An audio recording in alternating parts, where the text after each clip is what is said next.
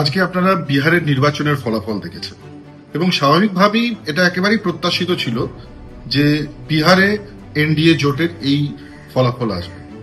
এবং পাশাপাশি যদি আপনারা দেখেন, লক্ষ্য করে থাকবেন যে যেমন বিজেপির সিট সংখ্যা বৃদ্ধি পেয়েছে, ঠিক একইভাবে বিরোধী যে সমস্ত দলগুলো ছিল সেই দল আরজেডি থেকে শুরু করে অন্যান্য দলগুলোর সিট সংখ্যা কিন্তু কমেছে।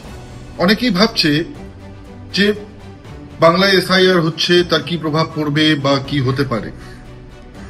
একটা কথা কিন্তু স্পষ্ট, প্রত্যেকটা বুথে যে ভোটারগুলো অর্থাৎ ভুতুরে ভোটারগুলো ভোট দিয়ে যেত, এবারের নির্বাচনে কিন্তু সেটা আর সম্ভব হবে না।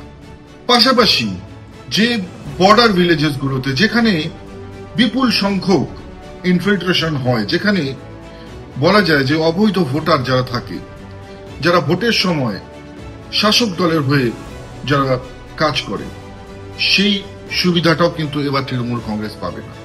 অতএব পরিষ্কারভাবে বলা চলে যে বিহারের যে নির্বাচনের ফলাফল वो तो एक झांकी था। बिहारेर निर्वाचनेर फलाफल वो तो एक झांकी है, बंगाल का चुनाव तो अभी बाकी है। अर्थात बिहारेर निर्वाचनेर फलाफल এটা একটা ট্রেলার, পুরো পিকচার अभी बाकी है। তো স্বাভাবিকভাবেই বাংলার মানুষ প্রস্তুত, বাংলার সাধারণ জনগণ প্রস্তুত। এই সরকার, এই অত্যাচারী সরকার, এই করাপ্টেড সরকার, এই ব্যভিচারী সরকার, এই মহিলাদের যারা অপমানিত করে, এই সরকারকে একেবারেই উপড়ে ফেলবার জন্য বাংলার মানুষ প্রস্তুত। আমি সবাইকে স্বাগত জানাবো। আসুন সবাই মিলে 2026-এ এক নতুন সরকার গড়ি, এক নতুন বাংলা গড়ি।